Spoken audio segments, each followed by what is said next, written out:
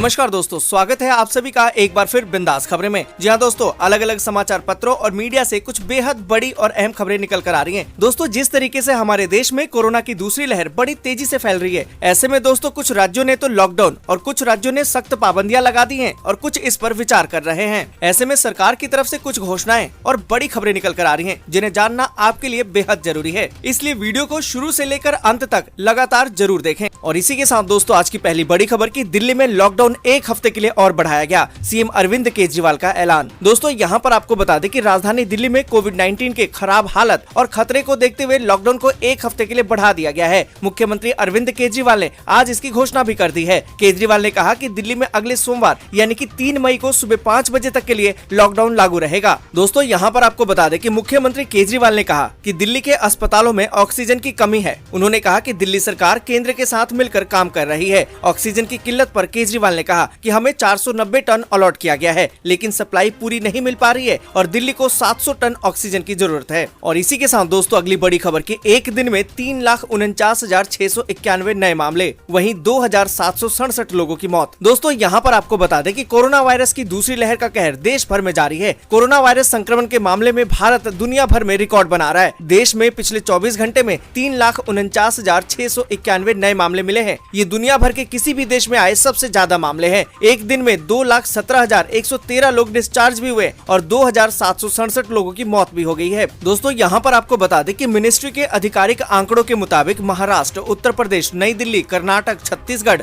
मध्य प्रदेश, केरल, गुजरात, तमिलनाडु, राजस्थान, बिहार और पश्चिम बंगाल समेत 12 राज्यों में संक्रमण के रोज के मामलों में बढ़ोतरी देखी जा रही है। दोस्तों आगे बढ़े उससे पहले वीडियो को लाइक और शेयर जरूर कर दें। अगर अभी तक आपने चैनल को सब्सक्राइब नहीं किया है तो सब्सक्राइब करें, बेल के आइकन को दबाएं, ऑल नोटिफिकेशन को जरूर ऑन करें। और इसी के साथ दोस्तों अगली बड़ी खबर की 18 साल से ज्यादा उम्र वालों के लिए टीकाकरण से पहले पर्याप्त प्राइवेट सेंटर बनाएं, केंद्र का राज्यों को निर्देश। दोस्तों यहाँ पर आपको बता दें कि केंद्र ने शनिवार को राज्यों से कहा है कि देश में 1 मई से 18 साल से लेकर 45 साल तक के लोगों का कोविड रोधी टीकाकरण होने वाला है। इससे पहले और अधिक निजी केंद्रों का पंजीकरण किया जाए और संबंधित स्थलों पर प्रभावी भीड़ प्रबंधन सुनिश्चित भी किया जाए। केंद्र ने इस बात पर जोर दिया है कि संबंधित आयु वर्ग के लोगों का टीकाकरण केवल ऑनलाइन पंजीकरण के माध्यम से किया जाए। और इसी के साथ दोस्तों अगली बड़ी खबर की पीएम नरेंद्र मोदी ने कहा कि वैक्सीन को लेकर किसी भी अफवाह में न आए। दोस्तों यहाँ पर आपको बता दें कि प्रधानमंत्री नरेंद्र मोदी ने रेडियो कार्यक्रम मन की बात में कहा कि आज आपसे मन की बात ऐसे समय में कर रहा हूँ जब कोरोना हम सभी के धैर्य, हम सभी के दुख बर्दाश्त करने की सीमा की परीक्षा ले रहा है। उन्होंने कहा कि कोरोना के इस संकट काल में वैक्सीन की अहमियत सभी को पता चल रही है, इसलिए मेरा आग्रह है कि वैक्सीन को लेकर किसी भी अफवाह में न आए। और इसी के साथ दोस्तों अगली बड़ी खबर की मई में 12 दिन बैंकों में नहीं होगा कामकाज, 2 दिनों की छुट्टी से होगी महीने की शुरुआत। दोस्तों यहाँ पर आपको बता दें कि मई महीने में अगर आपको बैंक में कोई भी काम है तो आपको 3 मई तक का इंतजार करना पड़ेगा। मई में बैंक कुल 12 दिन बंद रहेंगे।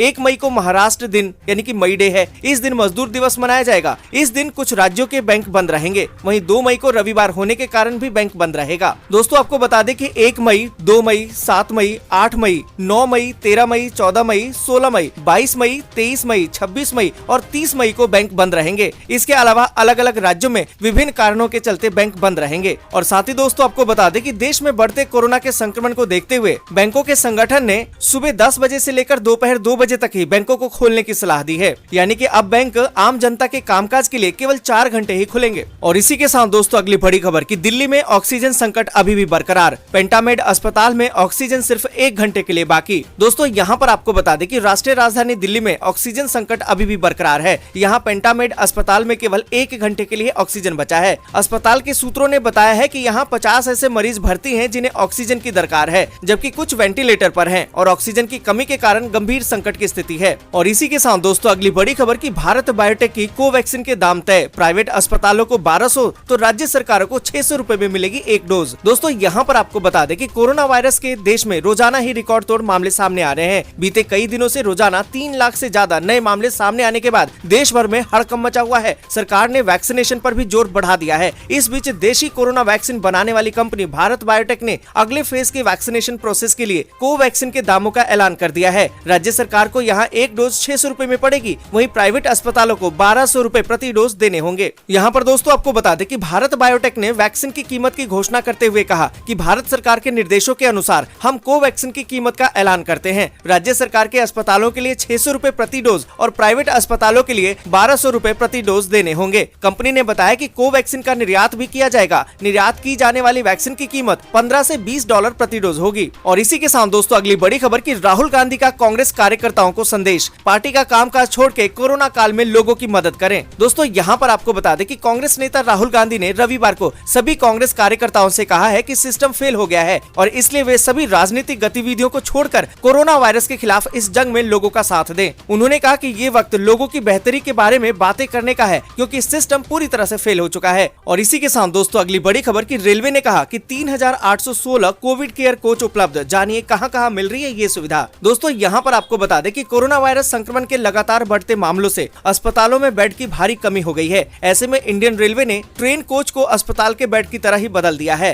रेलवे की तरफ से जारी बयान के मुताबिक रेलवे ने 5601 ट्रेन कोच को कोविड केयर सेंटर के तौर पर बदल दिया है। अभी कुल 3816 कोच कोविड केयर कोच के तौर पर अवेलेबल है। और इसी के साथ दोस्तों अगली बड़ी खबर की दबे पांव लौट रहा है टिकटॉक। चुनिंदा फोन पर भेजे जा रहे लिंक से डाउनलोड हो रहा है, दूसरे ऐप के एक्सेस से एक्टिव होने लगा है। दोस्तों यहाँ पर आपको बता दें कि 30 जून को जिस चाइनीज ऐप टिकटॉक पर भारत सरकार ने बैन लगा दिया था, वो फिर से चोरी छिपे मोबाइल में दस्तक देने लगा है। इस बार ऐप स्टोर या गूगल प्ले स्टोर की बजाय ये एक खास लिंक के जरिए सीधे ब्राउजर से डाउनलोड हो रहा है। यह लिंक चुनिंदा मोबाइल फोन पर भेजा भी जा रहा है। ताजा जानकारी के अनुसार आपको बता दें कि सूरत में भी कई लोग इस ऐप को डाउनलोड कर चुके हैं। दोस्तों यहाँ पर आपको बता दें कि साइबर एक्सपर्ट, एथिकल हैकर्स और साइबर पुलिस भी हैरान है। एक्सपर्ट का कहना है कि हो सकता है कि टिकटॉक ने थर्ड पार्टी की मदद से तिकड़म लगाई हो। सरकारी एजेंसियों को तत्काल एक्शन लेना चाहिए, वह इसके पीछे चीनी हैकर्स की साजिश मान रहे हैं। और इसी के साथ दोस्तों अगली बड़ी खबर की यूपी में 14 करोड़ लोगों को फ्री में राशन देने की व्यवस्था में जुट गई है योगी सरकार। दोस्तों यहाँ पर आपको बता दें कि कोरोना संक्रमण से लोगों को बचाने की कोशिश में लगी योगी सरकार अब गरीब परिवारों की भूख मिटाने का इंतजाम करने में जुट गई है। प्रधानमंत्री गरीब कल्याण अन्न योजना के तहत देश भर में मई और जून में प्रति व्यक्ति 5 किलो अतिरिक्त अन्न मुफ्त में दिया जाना है। इस योजना के तहत यूपी में 3.5 करोड़ से अधिक राशन कार्ड धारकों पर 14.5 करोड़ लोगों को प्रदेश सरकार मई और जून में प्रति व्यक्ति 5 किलो अतिरिक्त अनाज देगी। मुख्यमंत्री योगी आदित्यनाथ के आदेश के बाद खाद्य और रसद विभाग के अधिकारी व्यवस्था करने में जुट गए हैं। और इसी के साथ दोस्तों अगली बड़ी खबर की केरल और तमिलनाडु जैसे राज्यों ने कोरोना के सेकंड वेव को कैसे किया काबू। दोस्तों यहाँ पर आपको बता दें कि देश में कोरोना संक्रमण के नए मामले 3.5 लाख को पार कर चुके हैं और इस वजह से कई राज्यों में हेल्थ इंफ्रास्ट्रक्चर ठप हो चुका है। वास्तव में कई राज्यों ने कोरोना वायरस के सेकंड वेव से निपटने के लिए तैयारी नहीं की थी और इस वजह से अब वहाँ लोग बेहाल हैं। दोस्तों आपको बता दें कि जिस तरीके से देश में संकट चल रहा है, ऐसे में केरल और तमिलनाडु जैसे 2 राज्यों में स्थितियाँ बिल्कुल सामान्य हैं। दोनों राज्य ने पिछले बार आए कोरोना वायरस संकट के बाद अपने यहाँ पब्लिक हेल्थ सिस्टम को दुरुस्त करने की कामयाब पहल की है, जिसकी वजह से इन दोनों राज्यों में अब तक ऐसी स्थिति दिखाई नहीं दे रही है। और इसी के साथ दोस्तों अगली बड़ी खबर की कोरोना संकट के बीच वैक्सीन की किल्लत, फिर बंद हुए मुंबई के वैक्सीनेशन सेंटर। दोस्तों यहाँ पर आपको बता दें कि कोरोना संकट के बीच महाराष्ट्र के मुंबई में एक बार फिर से कोरोना वैक्सीनेशन सेंटर बंद हो गए हैं। मुंबई के BKC वैक्सीनेशन सेंटर पर वैक्सीन खत्म होने की वजह से आज यहाँ टीकाकरण केंद्र बंद है। दोस्तों आज के लिए बस यहीं तक। वीडियो आपको अच्छी लगी हो तो लाइक और शेयर जरूर कर दें। अगर अभी तक आपने चैनल को सब्सक्राइब नहीं किया तो सब्सक्राइब जल्दी से कर लें।